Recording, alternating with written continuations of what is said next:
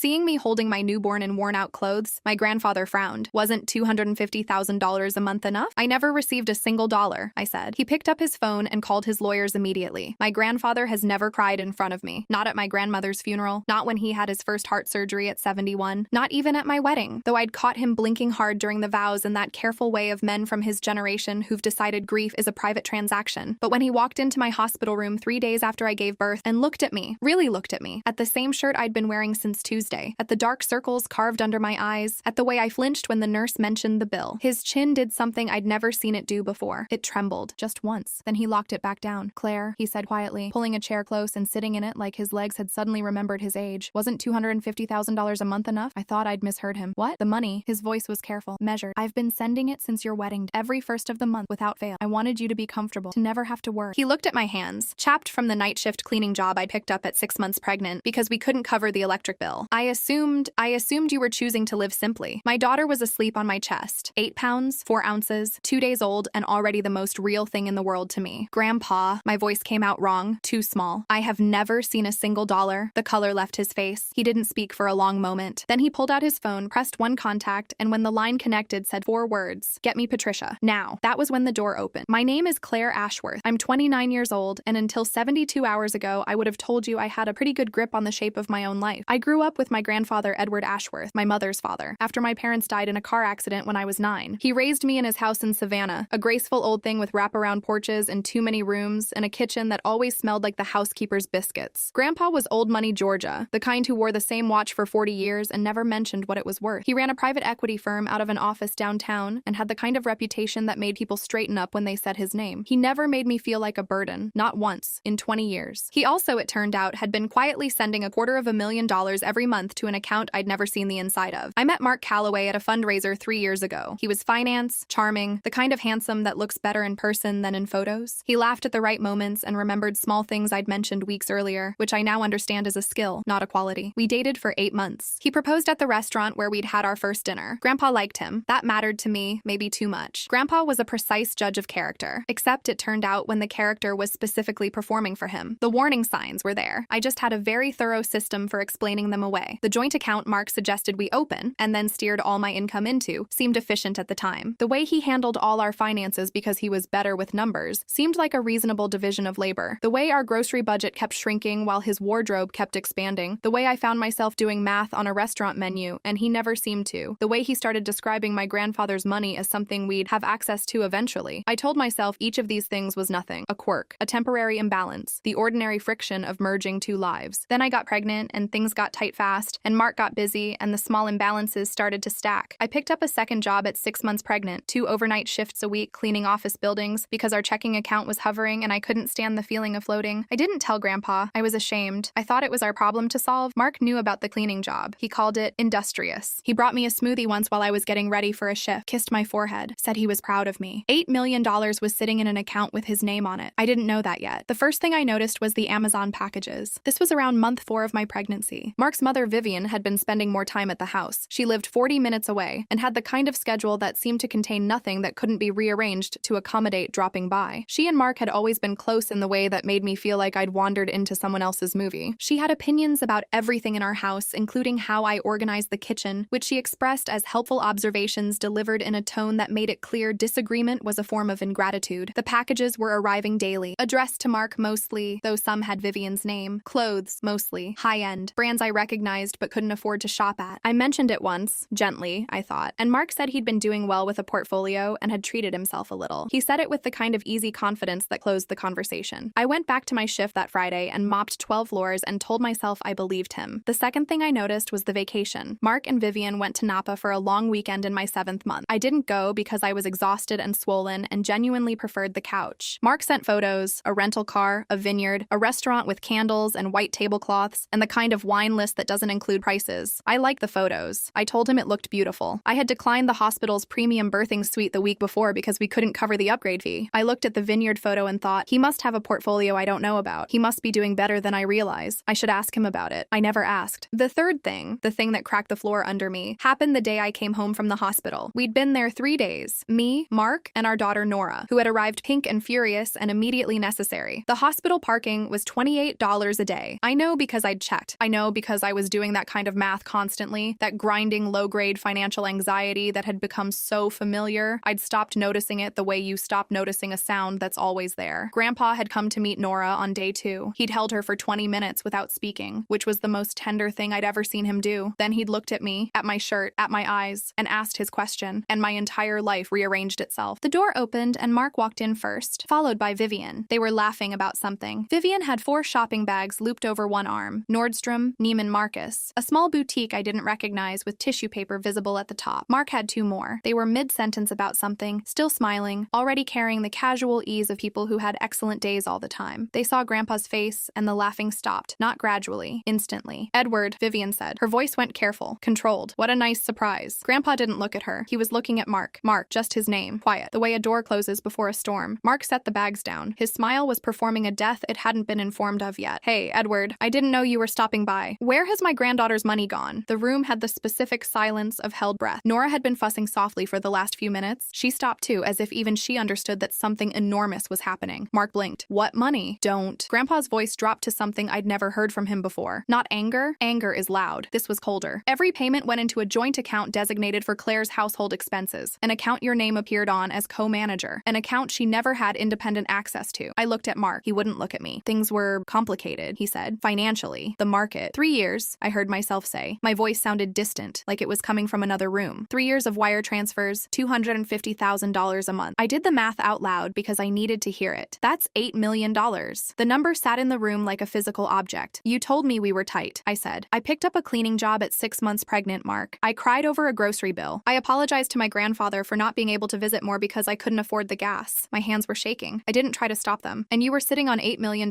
He finally looked at me, and what I saw in his face wasn't guilt. Not exactly. It was something worse. It was the look of someone recalculating. "You don't understand what it takes to maintain our position." "Whose position?" My voice cracked on the word. Vivian stepped forward. Her chin was lifted in the way she did when she was assembling her authority. "Mark's career requires a certain presentation. His network, his client entertainment, his career," Grandpa said, cutting her off with the precision of someone who has been cutting people off in boardrooms for 50 years, "is about to be the least of his problems." Mark dropped the performance. "Just let it fall." "Fine." His voice went flat and cold in a way I'd never heard before, like something underneath the charm had finally surfaced. "Fine. Yes, I used it, because I earned it. You have no idea what I do, what I manage, what it takes to—" "Stop talking," Grandpa said. Mark stopped, just like that, like the command had short-circuited something. "Pack a bag," Grandpa said to me. He didn't raise his voice once. "You and Nora are coming home with me tonight. My attorneys will handle the rest." Vivian grabbed his arm. Her composure was fracturing. I could see it in her eyes, in the tendons of her neck. "Edward, please. You'll destroy him. He has a reputation, a career, people who depend on him. If you do this—" He looked down at her hand on his arm, then back at her face. "He robbed his pregnant wife," he said. "He can keep whatever reputation survives that." She let go. We were in Grandpa's house in Savannah by 11 p.m. My old bedroom was exactly as I'd left it when I got married. Same quilt, same lamp, same view of the oak tree I'd climbed approximately 9,000 times as a kid. I sat on the edge of the bed with Nora on my chest and felt the particular exhaustion of someone who has been holding an enormous thing without knowing it for a very long time. The next morning, Grandpa introduced me to Patricia Mercer. Patricia was 57, silver-haired, and had been Grandpa's lead attorney for 15 years. She wore charcoal suits and spoke with the focused economy of someone who billed by the hour and considered small talk a form of waste. She had a law degree from Yale and, Grandpa told me later, had never lost a civil fraud case. She sat across from me at Grandpa's dining room table with a folder thick enough to use as a weapon. "Tell me everything," she said. "Start at the beginning. Don't editorialize." I talked for 40 minutes. She took notes without looking up, asked 3 clarifying questions, and when I finished, said, "Good, now let me tell you what we already have." She opened the folder. 3 years of wire transfer records. Every payment, dated and time-stamped, flowing from Grandpa's account into the joint household account, and then, within 72 hours of each deposit, routed in partial amounts to a second account, a private account, Mark's name only, at a bank in Delaware. "We found it 6 days ago," Patricia said, "when your grandfather noticed some irregularities in the payment confirmations and called me." She turned a page. "There's also a third account, offshore, Cayman Islands. Approximately $1.2 million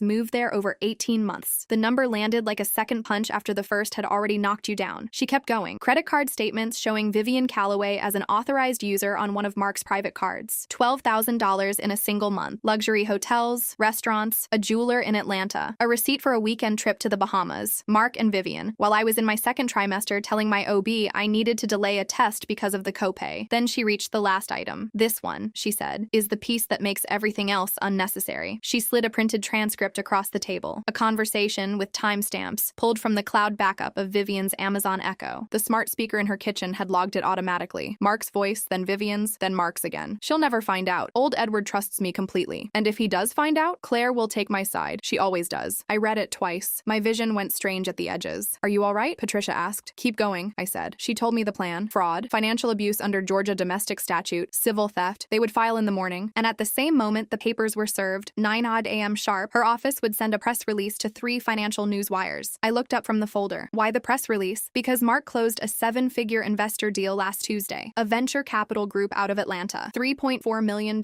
committed, with a second tranche pending. She folded her hands on the table. Those investors have a right to know the character of the man they've put their money behind. My heart was hammering. Will it hold up? The transcript alone would hold up. The financial records are ironclad. The offshore account is going to involve a separate federal conversation, which is not our filing. That call has already been made to the appropriate agency. She closed the folder. By noon tomorrow, every phone in Mark Calloway's life will be ringing, and for the first time in 3 years, he won't have an answer for any of them. That night, I sat in my grandfather's kitchen at 1:30 a.m. with Nora in the bassinet beside me, and a cup of tea I'd stopped tasting, and thought about the version of myself who had mopped floors at 6 months pregnant and felt grateful for the extra shift. I thought about how shame works, how it moves into you quietly and makes you feel like the problem is yours to solve. The financial anxiety, the grocery math, the borrowed maternity clothes I'd told myself were fine, were temporary, were just part of building a life. I had been so careful not to ask Grandpa for help, so careful not to seem like I couldn't handle things, so proud of what I thought was my own self-sufficiency. It wasn't self-sufficiency. It was being looted so skillfully I didn't know I was bleeding. Mark called 7 times that night. I watched his name appear and disappear on my screen and felt nothing but a bone-deep tiredness. He was still calling the next morning when Patricia sent me a single text at 9:02 a.m. Served. I put the phone down and looked at Nora's fingers wrapped around mine. At 9:47, Vivian called. I could hear her screaming before I even brought the phone to my ear, so I held it away and watched Nora's eyelashes instead. Voicemail. At 10:15, Patricia texted again. Lead investor called. Pulling out both tranches, $3.4 million gone before lunch. At 10:52, a financial journalist named David Park, byline at the Atlanta Business Chronicle, 15 years covering Southeast markets, called my grandfather directly. He'd received the press release. He had questions. Grandpa referred him to Patricia, who was, I later learned, already on a second call with the Associated Press. At 11:58, Mark's name lit up my screen. I stared at it for the full length of the ring. Then I set it face down on the table, and I made more tea. The weeks that followed had the strange quality of aftermath. Everything raw and still, like a landscape after weather. I was healing from childbirth and a marriage simultaneously, which is a particular kind of exhaustion that doesn't have a name I know of. Mark's attempts to reach me cycled through stages with a predictability that would have been almost clinical if it hadn't been my life. First, calls and texts, dozens of them, ranging from apologetic to explanatory to, eventually, entitled. You need to hear my side. You're being manipulated by your grandfather. You're going to regret this. I read them the way you read a weather report for somewhere you're not going. Informative, not personal. His lawyer sent letters. Patricia sent them back, each time with slightly more documentation attached, which I understood was her way of communicating that we had more material than they'd anticipated, and she was enjoying making that clear incrementally. Then Mark made the mistake that changed the temperature of everything. He attended his company's quarterly charity dinner, one of those black tie affairs where the actual charity component is roughly 15% of the evening and the networking is 85%. His investors, his partners, his professional network, all in one room. He'd apparently decided that offense was better than defense, because he stood up in front of 200 people and said that his wife had suffered a postpartum breakdown and abandoned him, that she'd taken his daughter from him without cause, and that she'd turned his grandfather-in-law against him out of spite. 200 people. Among them, 4 of my grandfather's business partners, 3 longtime friends of his from their club, and the wife of his lead attorney from a separate firm. By 7:30 the next morning, I had 12 voicemails from people I'd met over the years at Grandpa's dinners and gatherings, people I'd always perceived as politely distant because I was younger, because I was just the granddaughter, who were now calling to say they'd heard what Mark had said and wanted me to know that they were available to speak on my behalf, to testify if needed, to help in whatever way was useful. The 12th voicemail was from a woman named Constance Beaumont, who was 81 years old and had known my grandfather for 40 years, and apparently had a very specific opinion about men who lied about their wives in public. Tell Patricia to call me, she said. I have a long memory and a large address book, and I've been waiting for an excuse to use both. I played that one for Patricia, who smiled in a way I hadn't seen before. Constance Beaumont, she said. Good. You know her? She's been on the board of 3 major charitable foundations for 30 years. She has relationships with every journalist and donor in a 200-mile radius. Patricia opened a new document on her laptop. Mark just made a serious error in venue selection. The defamation angle was added to our filing that afternoon. Patricia contacted David Park at the Business Chronicle, who had already been building his piece and was now, I was told, expanding it from a single article to a 3-part series. The hearing for the emergency protection protective order was 17 days after Nora was born. The courtroom was smaller than I expected. Wood-paneled, efficient, the kind of room that processes human damage at industrial scale without losing its procedural calm. Presiding was Judge Diane Okafor, who had been on the Chatham County bench for 11 years and had, according to Patricia, a particular and well-documented impatience for financial abuse cases where the documentation was clear and the defendant had chosen audacity over contrition. Mark arrived with his attorney, a man named Gerald Hastings, who wore a very good suit and the expression of someone who had looked at the evidence and was already thinking about his next case. Patricia presented Exhibit A through Exhibit M wire transfers, account records, the Delaware account, the Cayman account, the credit card statements, the Echo transcript. Gerald Hastings objected twice. Judge Okafor sustained neither. When it was Mark's turn, Gerald made an argument about the complexity of financial management in high-net-worth situations, and the nature of marital accounts and the question of consent. It was technically coherent. It also had no answer for Exhibit G, which was the transcript, and Exhibit L, which was the offshore account documentation that a federal investigator named Agent Thomas Riley from the IRS Financial Crimes Unit had, by that point, independently flagged and was pursuing on a separate but parallel track. Judge Okafor granted the emergency order. She also made a comment from the bench, which Patricia told me later was unusual. Judges typically keep their observations procedural about the calculated and sustained nature of the financial control evidenced in the record. Mark didn't look at me when we filed out. I hadn't expected him to, but I noticed it anyway. The Business Chronicle piece ran on a Thursday. David Park's byline above the fold digitally entitled, "The Other Account, How a Savannah Finance Manager Redirected $8 in Family Funds Over 3 years." It was careful, sourced, specific. It named the Delaware account. It named the Cayman account. It quoted 3 investors who had either exited or frozen their relationship with Mark's firm. It included a statement from Patricia on my behalf and a statement from Gerald Hastings that was 4 sentences long and said essentially nothing. By Friday morning, it had been picked up by the Associated Press. By Friday afternoon, it was on 3 financial news aggregators and 2 general interest outlets. Mark's firm had 9 employees. By the following Monday, 6 of them had resigned. His mother, Vivian, called me twice more in that period. The first call I let go to voicemail. The message was long and alternated between rage and pleading in a way that told me she understood, at some molecular level, that her authorized user card and the Echo transcript had done significant damage to her own position. The second call came the day after the AP pickup, and I did answer it. Not because I had anything to say to her, but because I wanted to hear whether she'd apologize or double down. She doubled down, told me I was destroying a good man, told me Mark had only ever tried to provide for our family, told me I owed her a conversation. "You were on his card, Vivian," I said, "the one funded by the money that was supposed to pay my electric bill." She hung up. 3 months after the hearing, I was sitting on Grandpa's porch on a Saturday morning with Nora in my lap and coffee going cold on the railing beside me when he came out and sat in the chair next to mine. We watched the street for a while. The old neighborhood sounds, birds, a sprinkler somewhere, a kid on a bicycle. "I want to tell you something," he said. I looked at him. "I should have structured it differently from the beginning. A direct account only in your name. I trusted him because you loved him, and I used your judgment as a substitute for my own. That was my failure." "Grandpa, let me finish." He was looking at the street. "I told myself the money was a gift to your marriage, not to you specifically. That it would be managed jointly because that's how marriages work. I told myself a lot of things that were mostly excuses not to look too closely." He paused. "I'm sorry, Claire, for the cleaning job, for the grocery bills, for every moment you felt alone in that and thought it was yours to fix." My throat tightened. "I didn't know," I said. "I know you didn't. That's what made it work." He finally looked at me. He counted on both of us not looking. We sat with that for a while. "Patricia says the civil recovery is strong," I said eventually. "It is. Between the domestic accounts and the offshore recovery. They've frozen the Cayman account. The federal piece is moving. You'll have access to most of it eventually. Maybe 18 months. He picked up his coffee. "The rest will come from the defamation settlement. Gerald Hastings called Patricia last week. Mark wants to settle before discovery." She said no. She did. Grandpa almost smiled. "She said discovery would be more useful than a settlement at this stage." Gerald apparently agreed pretty quickly. The AP article had mentioned the charity dinner speech. Mark's remaining professional relationships had mostly evaporated in the 2 weeks following publication. The venture capital group had not only pulled their investment, but filed their own civil complaint, which added a second front to the legal exposure. Agent Riley's federal investigation was proceeding separately, with a timeline Patricia described as slow but inevitable. Mark's firm had formally dissolved. He was, as of last week's legal correspondence, living in a short-term rental in Marietta, and had requested a modification to the protective order to allow supervised visitation with Nora. Patricia had responded with a counter-proposal that included conditions she described to me as achievable, if he's serious, and clarifying, if he isn't. I didn't hate him. That surprised me more than anything. I'd expected the revelation to leave some hot, clarifying fury I could burn through and come out the other side. But what I actually felt was something more like the absence of weight, like setting down a bag I'd carried so long I'd forgotten it was there. I thought about the woman who had mopped floors in her 3rd trimester and felt proud of her efficiency, who had apologized to her grandfather for not visiting, who had done math in her her head at restaurants and called it being careful. She wasn't naive. She was deceived by someone who had studied her trust and treated it as a resource. There's a difference. It took me a while to hold on to it. 6 months after Patricia slid that transcript across the table, I signed a lease on a small house 3 blocks from Grandpa's in Savannah. 3 bedrooms, a yard, a kitchen with a window over the sink that gets the morning light. I went back to work part-time. I have a background in nonprofit development, which I'd put on hold when Mark suggested I focus on the house. I'm rebuilding that now, slowly, on my own timeline. Nora is 6 months old. She has her great-grandfather's eyes, which are gray and deliberate, and she has already figured out that if she looks at him long enough, he will eventually make a fool of himself trying to make her laugh. I don't think about Mark every day anymore. Some weeks I barely think about him at all, which itself feels like something recovered. Patricia emails me updates when there are updates. The federal investigation is ongoing. The civil recovery is on track. The defamation case is moving toward trial because Mark, true to form, apparently believes he can still win something. Gerald Hastings sends letters that Patricia describes as increasingly fatigued. The last thing I heard directly from Mark was a voicemail 4 months ago, in which he said he wanted me to understand that he'd made mistakes, but that he'd always loved me, and that he hoped I could find it in my heart, eventually, to forgive him for the sake of their daughter's stability. It was very well constructed. I could hear how much work had gone into it. I saved it, not for myself, for Nora, so that when she's old enough to ask questions about her father, she can hear what he sounded like when he was performing remorse and decide for herself how much weight to give it. That's the thing about men like Mark. They always believe the next version of themselves will be the one that finally convinces you. He said on that recording Vivian's smart speaker made that I always took his side. He was right for 3 years. But the thing about always is that it only takes once to make it a lie. And I had a grandfather with a phone and a lawyer who ate lawsuits for breakfast. That was enough.